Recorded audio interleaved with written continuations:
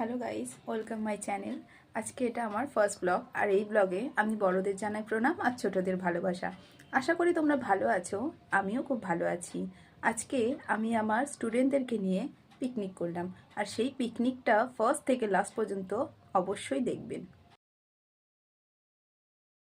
প্রথমে আমরা দুই বোন মিলে সকালবেলা ঘুম থেকে উঠে বাজারে গেলাম। বাজারে যেয়ে পিকনিকের জন্য যা যা সামগ্রিক লাগবে তাই সব কিনে নিয়ে বাড়িতে আসলাম। তারপরে মা টিফিন করলো। টিফিনের মধ্যে ছিল বেড পকোড়া ওদের টিফিন দেওয়ার পরে সবাই স্টুডেন্টরা মিলে খুব নাচানাচি করছিল।